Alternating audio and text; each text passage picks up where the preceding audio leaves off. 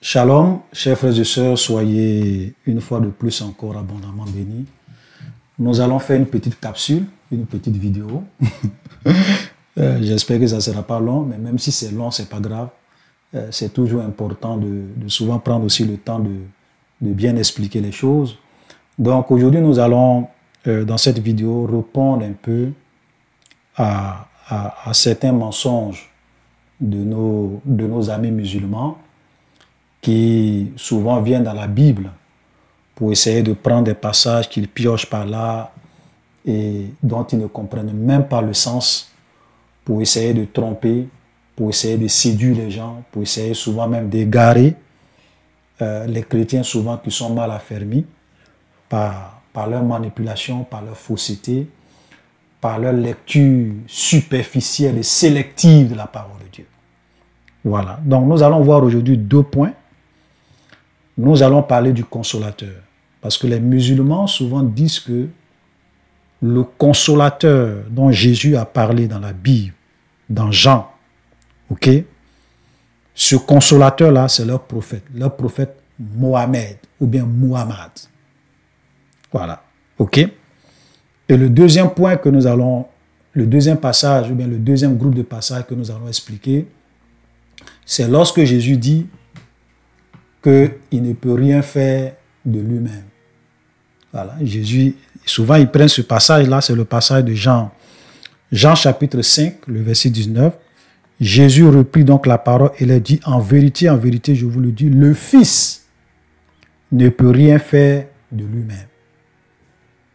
Donc voilà, Jésus a dit qu'il ne peut rien faire de lui-même. Donc comment il peut être Dieu? Et souvent, toujours dans le même chapitre, le chapitre 5, toujours le verset 30, il dit, « Je ne puis rien faire de moi-même.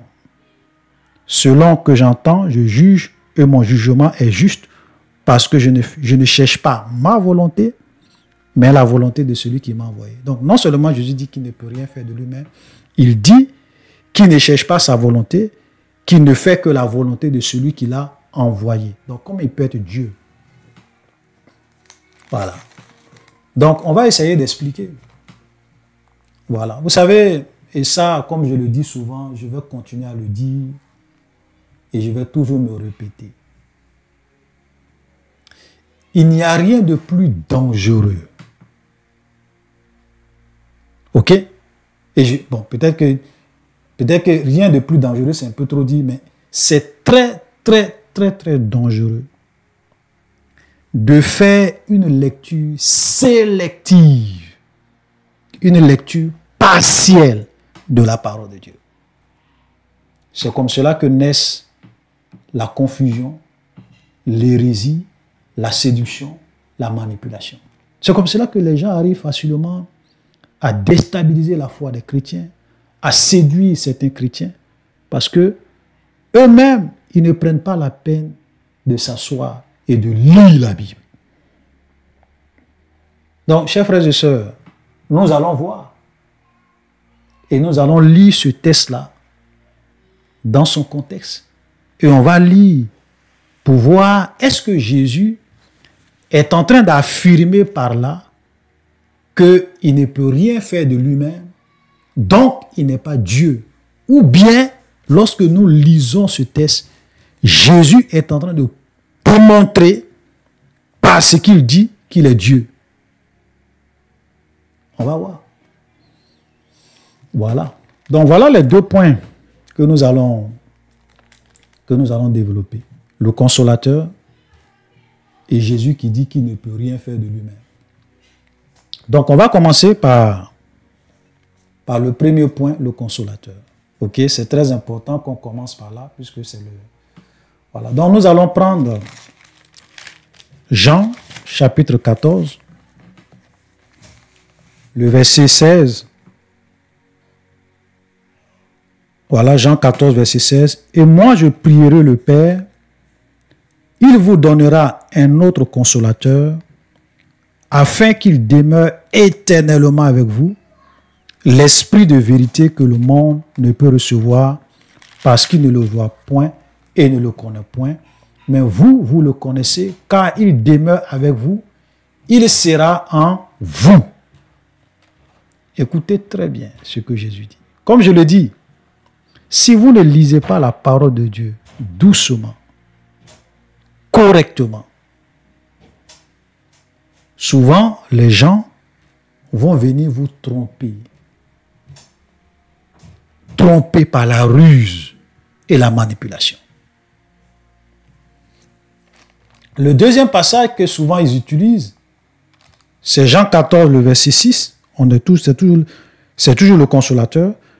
Mais le consolateur, l'Esprit Saint que le Père enverra à mon nom, vous enseignera toutes choses et vous rappellera tout ce que je vous ai dit. Ok? Donc, on parle toujours du consolateur. Voilà. Donc, voilà un peu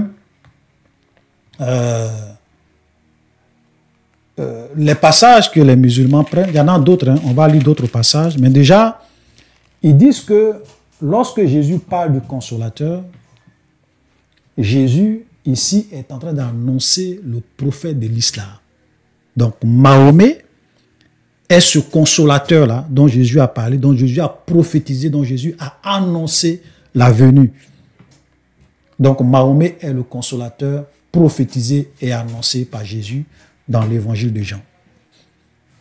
Ok. Et on va demander aux musulmans d'être vraiment conséquents avec eux-mêmes. Ok? On va leur demander d'être conséquents avec eux-mêmes. Regardez, on va reprendre le texte. Et moi, je prierai le Père. Et il vous donnera un autre consolateur afin qu'il demeure éternellement avec vous. Donc, le consolateur qui va venir, c'est un consolateur qui va demeurer éternellement avec les disciples de Jésus. Avec tous les disciples de Jésus, de toutes les générations, de tous les siècles. Éternellement. Maintenant, je vous pose une question, chers frères et sœurs. Est-ce que Mahomet est éternel? Est-ce que Mahomet est avec les disciples de Jésus de toutes les générations, de toutes les siècles? Et est-ce que Mahomet a demeuré avec les disciples de Jésus de leur vivant? Est-ce que les disciples de Jésus ont une fois vu Jésus de leur vivant? Les Pierre, les Jean, les Jacques, est-ce qu'ils ont une fois vu Mahomet de leur vivant? Mahomet est né en l'an 570. Il est mort en l'an 632. Plus de 5 siècles, 6 siècles après. Soyons quand même sérieux. Donc, en quoi est-ce que Mahomet a réellement accompli cette prophétie? C'est-à-dire demeurer avec les disciples. Demeurer avec tous les futurs disciples de Jésus. Non seulement du 1er siècle, du 2e siècle, du 3e siècle. C'est-à-dire depuis le 1er siècle jusqu'à aujourd'hui, en l'an 2024. Hein? Où est Mahomet? Parce que le consolateur, lui, va demeurer avec les disciples éternellement. Est-ce que Mahomet est éternel? Seul l'Esprit de Dieu, seul Dieu est éternel. Donc, de quoi on parle? Tous les prophètes qui viennent, ils meurent. On les enterre. Aucun prophète ne peut dire que lui, il est éternel. Donc, comment ce consolateur-là peut être Mahomet? C'est la première question qu'on pose aux musulmans. Soyez cohérents et logiques avec vous-même. On dit l'esprit de vérité que le monde ne peut voir, que le monde ne peut recevoir parce qu'il ne le voit point. Mais soyons sérieux. Est-ce que quand Mahomet est venu, on ne le voyait pas? Mahomet était invisible. Non, attends. Mahomet, il était invisible. Mahomet était invisible. Parce que l'Esprit de Dieu, l'Esprit de Dieu, on ne le voit pas. Ok? L'Esprit de Dieu ne le voit pas. Donc, quand l'Esprit de Dieu vient sur quelqu'un, quand l'Esprit de Dieu vient en quelqu'un, quand l'Esprit de Dieu vient demeurer en quelqu'un, tu ne peux pas le voir avec l'œil physique. Tu ne peux pas le voir. Le monde ne peut le voir, mais vous, vous le connaissez. Et regardez ce qui est fort. Il dit, il demeure avec vous. Il sera en vous. Musulman, Mahomet là, il est dans les gens. Il vient dans le corps des gens. Il vient dans l'esprit des gens. Il habite les gens. Mahomet, c'est maintenant un esprit. Donc, Mahomet est un esprit pour habiter, pour être dans les gens. Parce que Jésus dit, il sera en vous. Donc, Mahomet, c'est un esprit maintenant. Vous voyez, ça veut dire que même si vous prenez simplement ce passage, que vous vous asseyez avec un musulman pour lui dire chaque point dont on parle dans ce verset-là, qu'il t'explique comment est-ce que Mahomet a accompli ça, comment est-ce que Mahomet a été dans les disciples, comment est-ce que Mahomet demeure éternellement avec les disciples, comment est-ce que Mahomet, on ne le voit pas, on ne l'a point vu. Ok? Mais soyons un peu sérieux. Regardez, c'est toujours le même livre de Jean. Hein? Jean 15, le verset 26. Regardez ce que la Bible dit. Quand le consolateur sera venu, que je vous enverrai de la part du Père, l'Esprit de vérité qui vient du Père, il rendra témoignage de moi. Vous comprenez? Donc, selon ce verset, qui envoie le consolateur de la part du Père? C'est Jésus. Parce que Jésus dit, quand sera venu le consolateur, que je vous enverrai de la part du Père. Donc, qui envoie le consolateur de la part du Père? C'est Jésus qui envoie le consolateur. Donc, si Mahomet, c'est le consolateur, reconnaissez que c'est Jésus qui a envoyé Mahomet. Donc, si vous dites que c'est Allah qui a envoyé Mahomet et que c'est Jésus qui a envoyé Mahomet, c'est que Jésus est le Allah de Mahomet. Ou bien de Muhammad. De votre prophète. Donc, c'est Jésus qui a envoyé votre prophète alors. Donc Jésus est Allah. Jésus est Allah. Puisque c'est Jésus qui envoie le consolateur de la part du Père. Ok? Donc, c'est Jésus qui a envoyé Mahomet. Est-ce que vous êtes prêts à reconnaître ça? Et regardez, toujours, dans le verset 7 du chapitre 16, Jean 16, verset 7, il dit, « Cependant, je vous le dis, il vous est avantageux que je m'en aille, car si je ne m'en vais pas, le consolateur ne viendra pas vers vous. Mais si je m'en vais, je vous l'enverrai. » Donc, Jésus est en train de dire que c'est quand je vais partir, c'est moi, Jésus, moi le Fils, je vais vous envoyer le consolateur.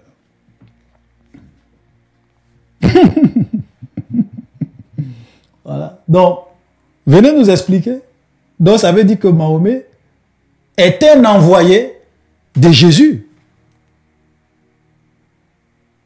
Souvent, c'est triste pour vous les musulmans. Je ne sais pas pourquoi est-ce que vous voulez venir dans le livre des chrétiens pour justifier votre prophète. Vous venez faire une lecture sélective, une lecture partielle de la parole de Dieu pour tromper les gens, pour égarer les gens, pour justifier votre prophète. Tantôt, vous dites que la Bible est falsifiée. Tantôt, vous venez dans la Bible pour dire que la Bible a prophétisé votre prophète. Vous dites que non, les évangiles sont falsifiés. Ce n'est pas la parole d'Allah. Mais vous venez encore dans ces mêmes évangiles pour dire non. Ici, là, dans Jean 14, dans Jean 16, dans Jean ici, le consolateur, là, c'est votre prophète. C'est triste. C'est vraiment triste. Donc, à partir d'aujourd'hui, si un musulman accepte que le consolateur, c'est réellement Mahomet, il faut qu'il accepte en même temps que c'est Jésus qui a envoyé Mahomet. Donc, c'est Jésus qui est le Allah de Mahomet. Il faut qu'il accepte que Mahomet est un esprit qui demeure éternellement avec tous les disciples de Jésus. Voilà. Il faut qu'il accepte que Mahomet était invisible, il est invisible. Voilà. Et il faut qu'il accepte que Mahomet est dans les disciples de Jésus. Donc c'est un esprit qui peut être ou bien habiter dans les gens. Trop de mensonges dans l'islam, trop de fausseté dans l'islam, trop de confusion dans l'islam, trop de tohu-bohu dans l'islam. Trop de confusion. Regardez même, on va encore continuer, Jean 16, le verset 13. Quand le consolateur sera venu, l'esprit de vérité, il vous conduira dans toute la vérité. Il ne parlera pas de lui-même, mais il dira tout ce qu'il aura entendu. Il vous annoncera les choses à venir. Regardez le verset 14. Il me glorifiera parce qu'il prendra ce qui est à moi et vous l'annoncera. Demandez aux musulmans, est-ce donc ça veut dire que Mahomet a glorifié Jésus, a glorifié le Fils, et tout ce que Mahomet a annoncé, c'est ce qu'il a pris de Jésus pour l'annoncer. Parce qu'il dit, il me glorifiera parce qu'il prendra ce qui est à moi et vous l'annoncera. Pourquoi il prendra ce qui est à moi et vous l'annoncera? Parce que Jésus lui dit, tout ce que le Père a est à moi. Tout ce que le Père a est à moi. Quel prophète peut parler comme ça? Quel simple prophète peut venir dire que tout ce que Dieu a, ça lui appartient? S'il n'est pas Dieu lui-même. Venez. Donc ça veut dire que c'est Jésus. Mahomet n'a fait qu'annoncer tout ce qu'il a pris de Jésus, s'il est le consolateur. Souvent, vous venez prendre des passages, vous-même, qui vous créent des problèmes. C'est-à-dire que quelqu'un qui est vraiment posé, qui s'assoit et qui prend même les versets que vous utilisez pour dire non, Jésus, le consolateur, c'est Mahomet. Voilà. Vous allez vous créer des problèmes. Ce n'est pas sérieux. Okay? Le consolateur, c'est le Saint-Esprit. C'est aussi simple que ça. Parce que toutes ces caractéristiques que nous venons de lire, il doit demeurer éternellement avec les disciples. On ne peut pas le voir. Il sera en nous. Ok? Tout ça, ce sont des caractéristiques qui correspondent à l'Esprit de Dieu. Regardez ce que Jésus lui-même dit dans Actes chapitre 1. Ok? Le verset 8. Jésus dit, je vais commencer à parler du verset 7. Il leur dit, ça c'est Jésus qui parle, ce n'est pas à vous de connaître le temps ou le moment que le Père a fixé de sa propre autorité. Mais vous recevrez une puissance, le Saint-Esprit survenant sur vous, et vous serez mes témoins à Jérusalem, dans toute la Judée, dans la Samarie, et jusqu'aux extrémités de la terre. Donc quand Jésus montait au ciel, il a dit à ses disciples d'attendre à Jérusalem, qu'ils vont recevoir une puissance, que l'Esprit de Dieu, le Saint-Esprit va venir sur eux. Et quand ils vont recevoir l'Esprit de vérité, quand ils vont recevoir le Consolateur, ils seront maintenant les témoins, ils vont commencer maintenant à annoncer l'Évangile à Jérusalem, en Judée, en Samarie, et jusqu'aux extrémités de la terre. Et nous voyons dans Actes chapitre 2, que le jour de la Pentecôte, c'est là que le Consolateur est venu sur les disciples, ils ont été remplis du Saint-Esprit, et à partir de là, ils ont commencé maintenant à rendre témoignage, à faire des miracles, des prodiges, parce qu'ils ont reçu le Consolateur, l'Esprit de Dieu en eux. Et l'Esprit de Dieu était en eux. Comme Jésus l'a dit, il sera en vous. Ça ne peut pas être Mahomet. Arrêtez de distraire les gens. Ok, nous allons lire Jean chapitre 7, le verset 38 à 39. Voilà. Celui qui croit en moi, des fleuves d'eau vive couleront de son sein, comme dit l'Écriture. Et regardez le verset 9. Il dit cela de l'esprit que devaient recevoir ceux qui croiraient en lui. On n'a pas dit ceux qui croiraient en Mahomet. Ou bien on dit ceux qui croiraient en lui. Car l'esprit n'était pas encore venu. C'est-à-dire que l'esprit n'était pas encore venu pour habiter pour remplir les disciples, pour habiter en eux. Pourquoi? Parce que Jésus n'avait pas encore été glorifié. Donc, il fallait, c'est pour cela que Jésus prophétisait pour leur dire, vous allez être remplis du Saint-Esprit, je vais vous envoyer le Consolateur, parce que il fallait que Jésus meure, qu'il ressuscite, qu'il monte au ciel dans la gloire, et que maintenant, étant glorifié, il envoie maintenant l'Esprit de Dieu, le Consolateur, qui allait venir et qui allait désormais être dans les disciples, que les disciples maintenant allaient recevoir. Que tous ceux qui allaient recevoir et qui allaient croire en lui, que ça soit au présent, même au futur, ils allaient maintenant recevoir l'Esprit de Dieu. Donc ici, là, ça ne peut être que l'Esprit Saint. Ça ne peut être que le Saint-Esprit. Ce n'est pas un homme. Ce n'est pas un prophète. Vous comprenez? Donc ça, c'est le premier point. On va passer au deuxième point rapidement parce que je veux... Voilà, on va rendre ça vraiment très, très simple. Maintenant, Jean 5. Jean 5, le verset 19. Voilà. On va vraiment lire ce texte-là vraiment doucement. Et vous allez vous-même voir comment les musulmans aiment falsifier la vérité. On va lire ça doucement. Jean 5, 19. D'abord, on va commencer même à lire à partir du verset 17.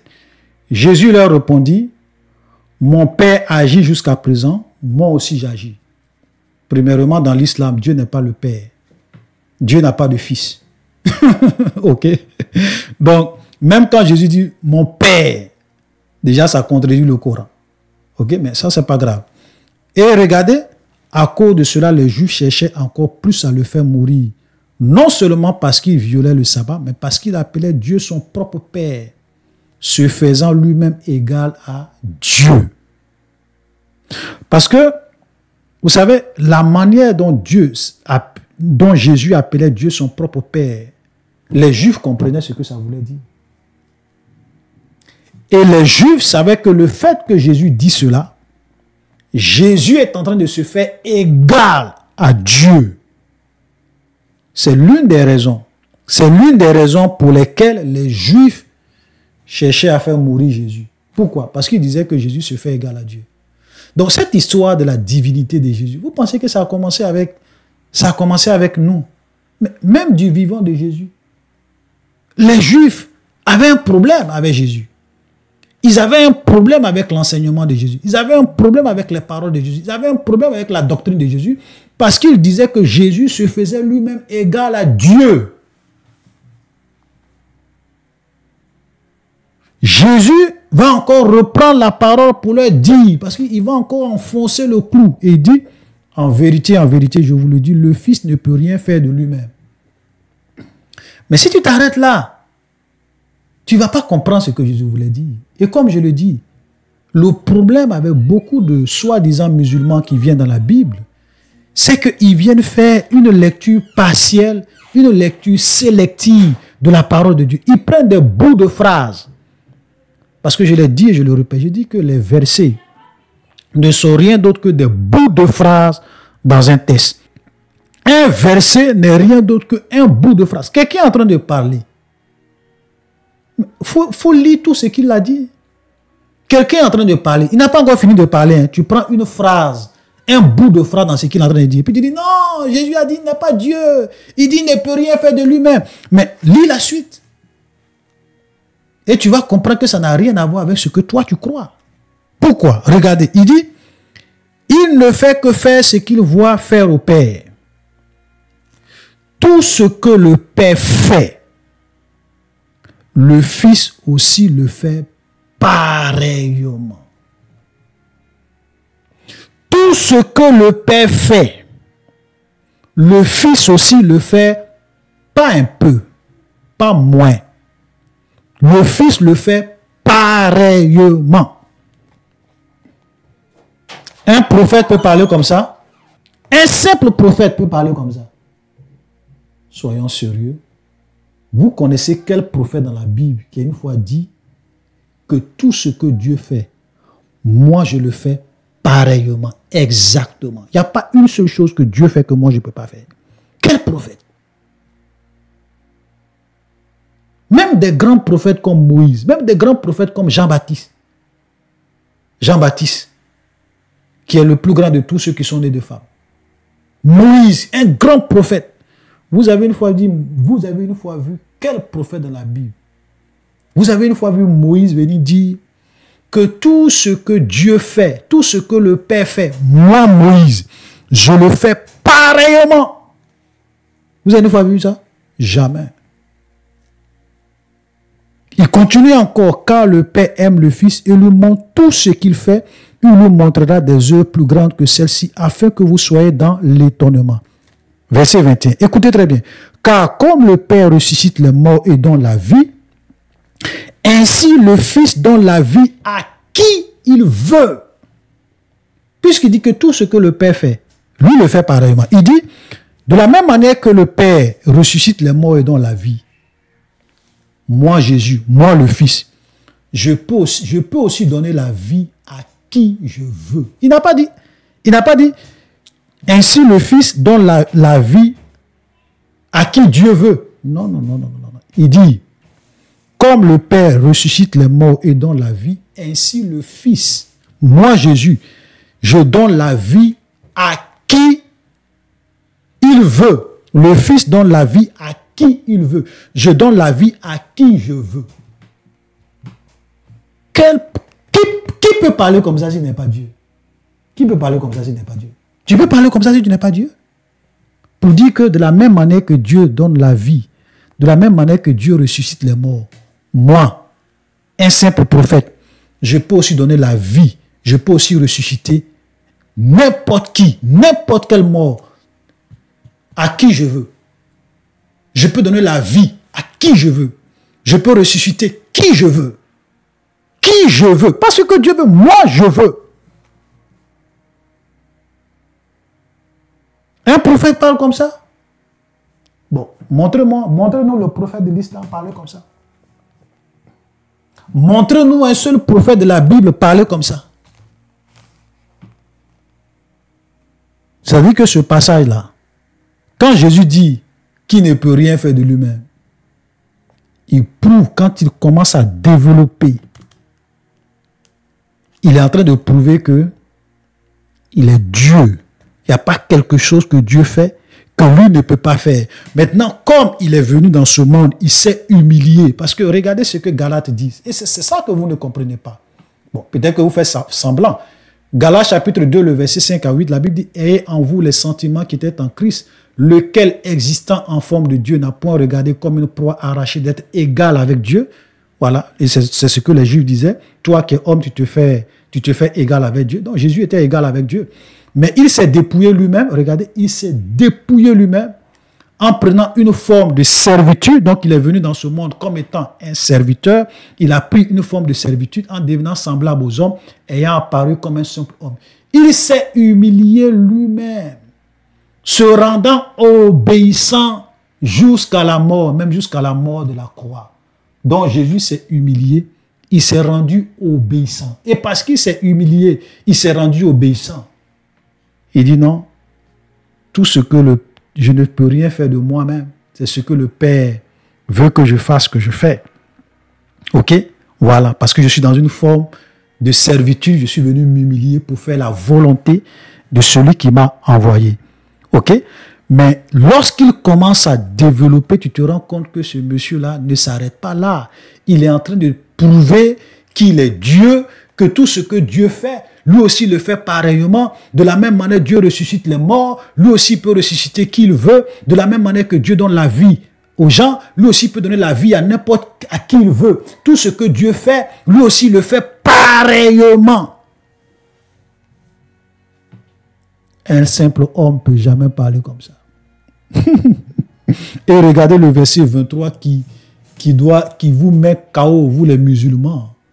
Ça vous met KO. Il dit, afin que tous honorent le Fils comme ils honorent le Père.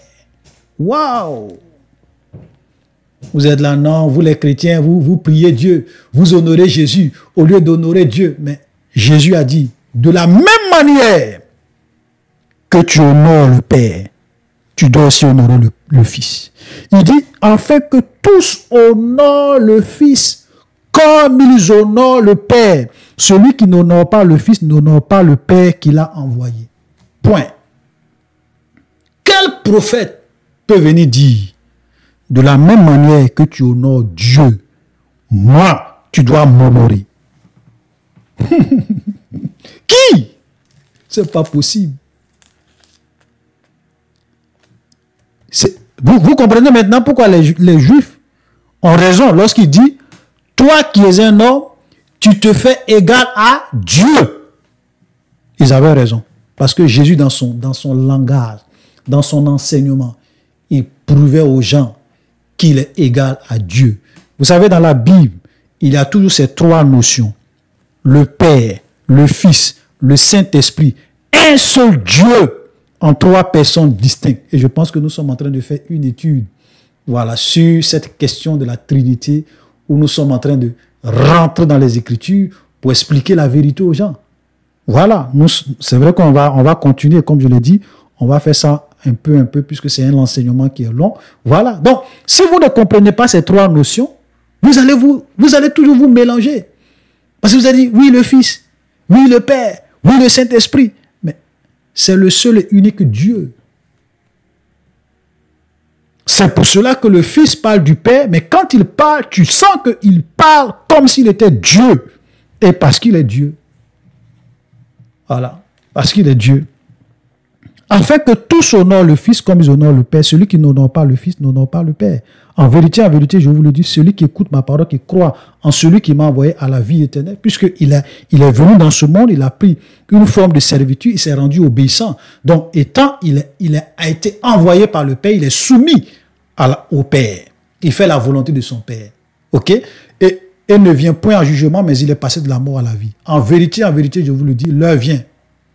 Et elle est déjà venue. Où les morts entendront la voix du Fils de Dieu. Regardez, il dit l'heure vient et elle est déjà venue. Où les morts entendront la voix du Fils de Dieu. Et ceux qui l'auront entendu vivront. Donc ceux qui l'auront entendu vont revenir à la vie. Jésus est en train de dire que c'est lui qui va ressusciter les morts. Il est en train de dire que c'est lui qui va ressusciter les morts. Parce que regardez, je continue. Car comme le Père a la vie en lui-même, ainsi il a donné au Fils d'avoir la vie en lui-même. Il lui a donné le pouvoir de juger parce qu'il est le Fils de l'homme. Il est le Fils de l'homme. De Daniel chapitre 7, le verset 13. Vous comprenez?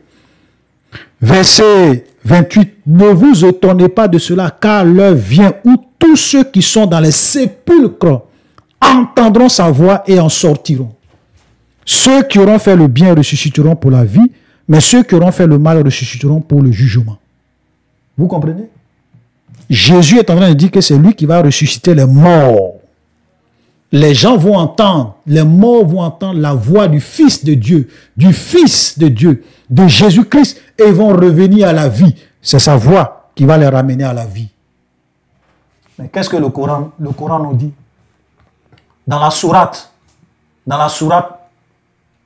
22, le verset 6 à 7, il en est ainsi, parce que Allah est la vérité. C'est lui qui rend la vie aux morts, c'est lui qui est omniscient. Et que l'heure arrivera, pas de doute à son sujet, que Allah ressuscitera ceux qui sont dans les tombeaux. Votre Coran vous dit que c'est Allah qui va ressusciter les gens qui sont dans le tombeau. Jean que vous venez utiliser pour dire que Jésus a prophétisé, Jésus a parlé du consolateur. Dans ce même livre-là, Jésus dit que c'est lui qui va ressusciter les morts au dernier jour. Donc Jésus est qui pour Mahomet? Si je veux suivre votre logique, hein, quelqu'un qui croit en la Bible et quelqu'un qui veut croire au Coran, ce qui est impossible d'ailleurs. Mais supposons, si tu veux croire en la Bible, tu veux croire au Coran. Jésus est qui? Jésus c'est Allah. Jésus c'est Allah. C'est Jésus qui a envoyé Mahomet. On a vu tout à l'heure. Comme vous dites que le consolateur c'est Mahomet. Donc c'est Jésus qui a envoyé Mahomet. C'est Jésus qui ressuscite les morts. Mahomet dit que c'est Allah qui ressuscite les morts. Jésus a dit que le consolateur là va prendre tout ce qui est de lui et il va annoncer. Il va prendre tout ce qui est de lui et il va l'annoncer. Donc Mahomet a annoncé Jésus. Donc quand Mahomet parlait de Allah, il parlait de Jésus. C'est pour cela qu'il dit que c'est Allah qui va ressusciter les morts. Mais nous voyons que c'est Jésus qui va ressusciter les morts. Hein? Donc, si vous voulez être conséquent, parce que nous, on ne croit pas au Coran. On dit le Coran est faux. Le Allah du Coran n'est pas le Allah de la Bible. Le Allah du Coran n'est pas le Dieu d'Abraham, le Dieu d'Isaac, le Dieu de Jacob. On sait c'est qui. L'orgueilleux. L'orgueilleux. Allah dit qu'il est l'orgueilleux. Le plus rusé. Voilà. Donc on sait qui est Allah. C'est pas le Dieu de la Bible. Mais nous, on voit, vous voyez que, venez prendre ce passage de Jean 15, le verset 19, ou bien de Jean 5, verset 19, ou bien de Jean 5, le verset 30. Ça vous confond.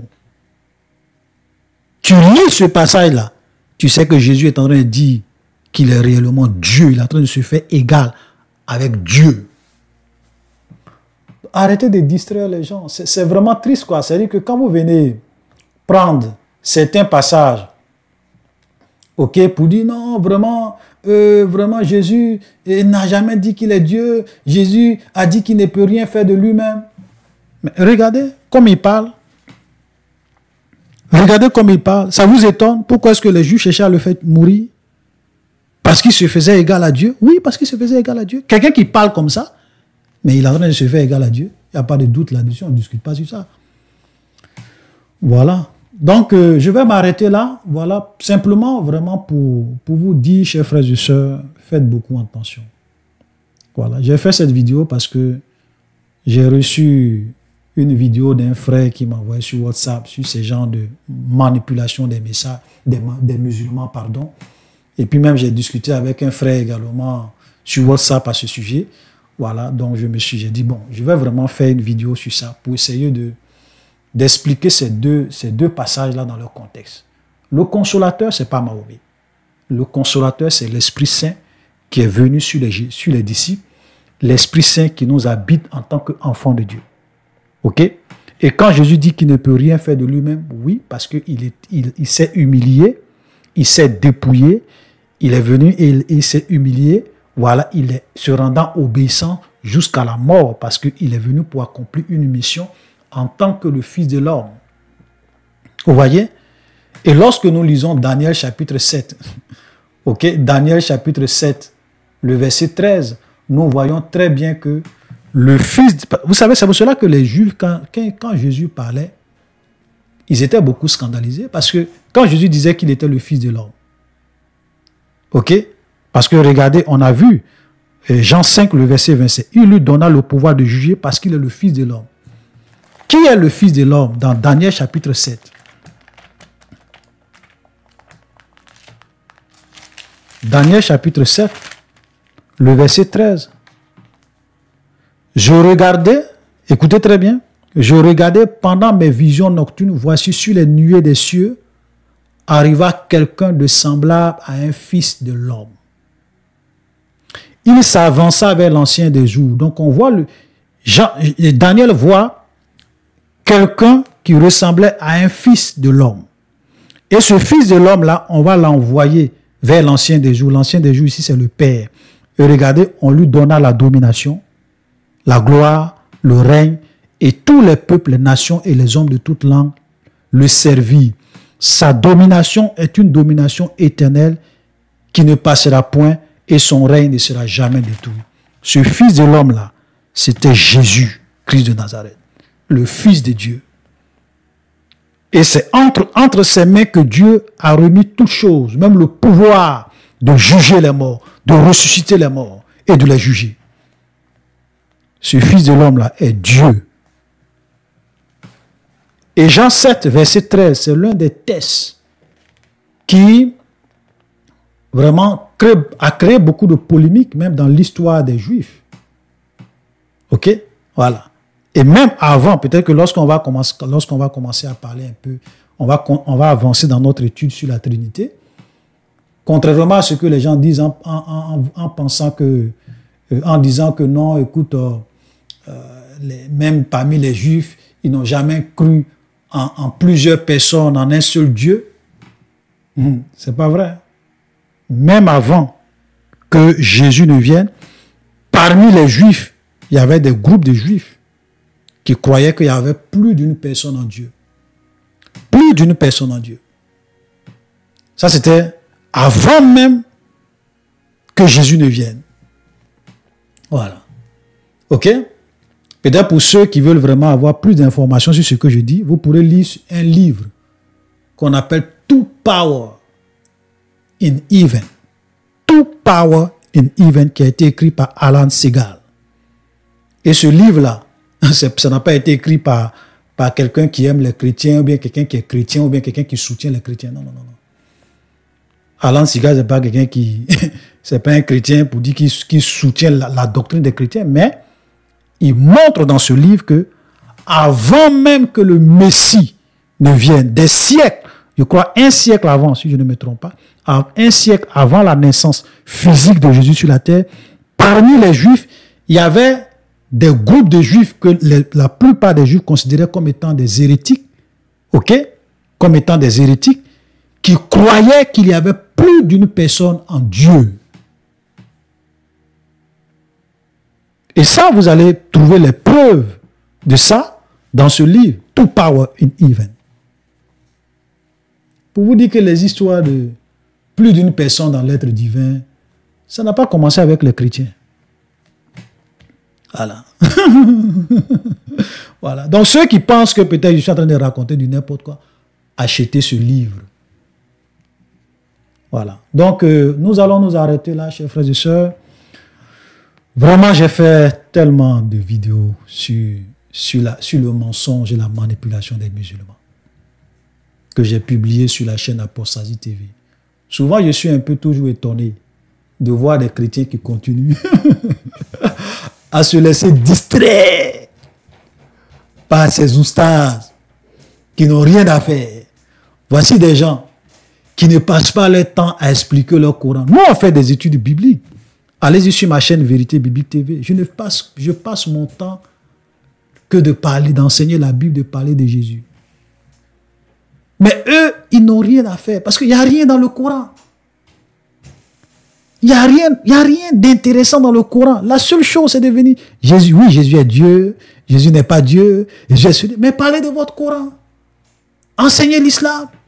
Expliquez aux gens comment un prophète de Dieu peut réellement marier une gamine à l'âge de 6 ans, consommer le mariage à l'âge de 9 ans. Quelqu'un qui marie Aïcha, la mère des croyants dans l'islam, leur prophète a marié cette gamine-là à 6 ans. Il a consommé le mariage à 9 ans. Voilà le modèle des musulmans. Voilà le modèle. Ça, c'est un prophète, ça. C'est un prophète.